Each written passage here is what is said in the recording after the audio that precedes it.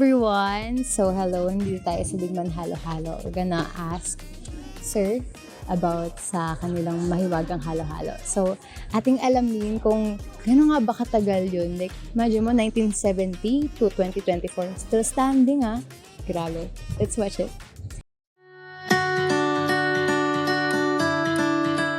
Ano po mga opinion nyo po sa mga native ingredients sa Cavite? Kasi ang native ingredients lang naman natin dito sa Cavite. Pagaya sa halo-halo ko Ayan, mga puno lang naman yan. Mga puno. Kasi hindi ko malaman kung yung beans kung sa ibang bansa yan. Yung munggo, panigurado munggo sa atin yan. Yung saging, sa atin yan. Yung langka, dito rin sa Cavite yan. Kasi yung mga ibang ingredient ko, hindi tumumukha kasing isa sa Cavite. Isa na uubusan ng Cavite. Kagaya ng mga ube, langka, mga puno, beans. Yung beans nabibili natin sa palengke. Yung mga saba, yung mga saging na saba, talagang automatically na dito sa alam natin sa atin yan. Yung gagaya ng garbanzo, hindi ko alam na kung ulit mong talagang sa Pilipino yan. Kasi ang garbanzo maraming ibang bansa meron din yan, di ba? Kaya hindi ako nakakasiguro kung sa Pilipinas yung mga halos lahat ng munggo, ang garbanzo, beans. Pero yung munggo, automatic alam kong nasa sa Pilipinas yan. Ano prefer nyo po? Native ingredients or common ingredients? Kasi puro na naman kasi native sa ingredient natin Puro native yan sa amin yan. Kaya sabi sa inyo, puro yung kailan ako bibili ng ibang ingredients sa labas, hindi ako nakakalimutan. Kung hindi bang galing sa ibang bansa yun, o ano. Kasi pag naubos ko dito, Ibang bansa? hindi tayo nakakatiyak. Kung sa Pilipinas pa rin yun, o kaya sa ibang bansa. Kaya yung iba, yung beans, hindi ako nakakasiguro na dito sa atin yan. Kung wala akong mabili dito. Pero kagaya sinasabi sa yung langka. Nagagaling ka ng Thailand. Vietnam, ganyan. Ano po matitingin niyo po sa future sa ingredients ng native? Sa future na sa native. Kasi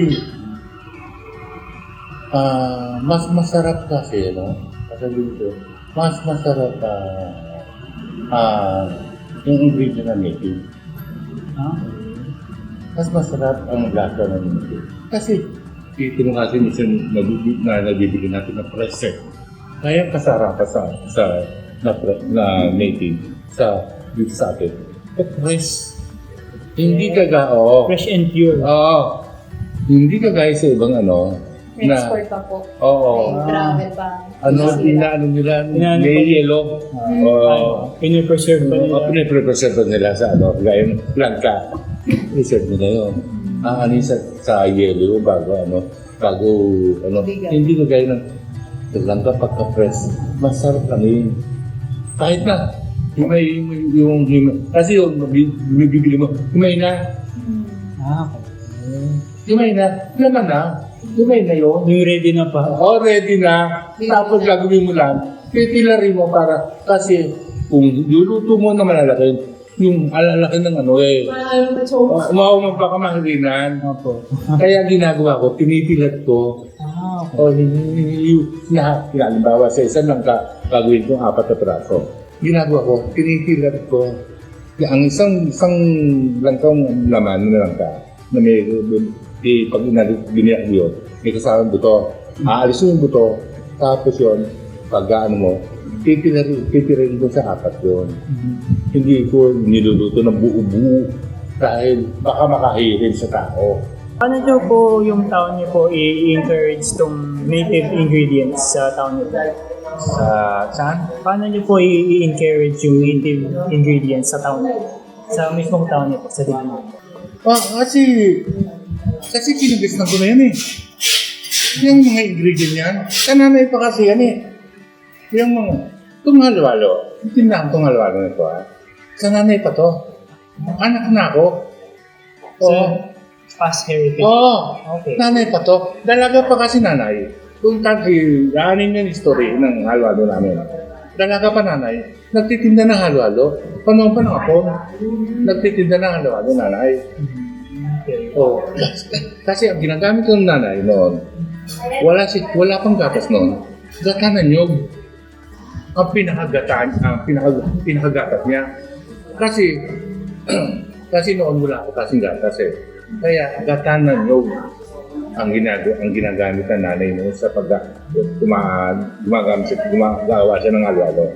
Paano niyo po ipopromote itong native ingredients sa business niyo? Kasi ang karamihan kasi na ingredient niya kasi dito lang sa atin talaga. Kasi kinagisnan ko na yan kasi yan din ginagamit ng nanay. Lahat ng ingredient yan. Nung nabubuhay pa nanay, isipin mo talaga pa nanay. Talaga pa. Isipin niyo po, panahon pa ng hapon. Nagtitinda na ng halo-halo nanay. Hanggang ngayon, ganyan pa rin ang ingredient ng ginagamit ko.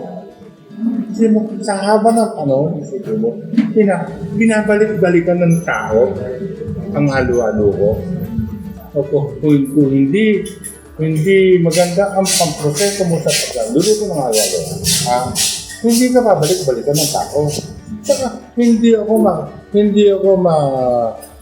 mapipicture sa ibang stasyon ng mga kagaya sa mga TV na dati ang unang picture ng nanay noon ng panahon ni Marcos sa programang Batibo.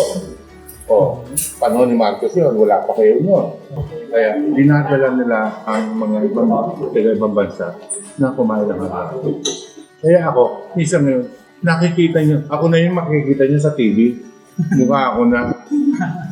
Hanggang sa abroad, napapanood ako sa KFC. Minsan kasi ang mismong customer na, ang nagsasabi, bossing, napanood po kayo doon. Yung mga balikbayan. Kaya, sila naman kasi nagsasabi na napanood ako gano'n sa Kasi kaya sabi nila sa akin. Kaya sabi ko, napapanood niyo ako minsan sa Filipino channel sa KFC doon, sa abroad.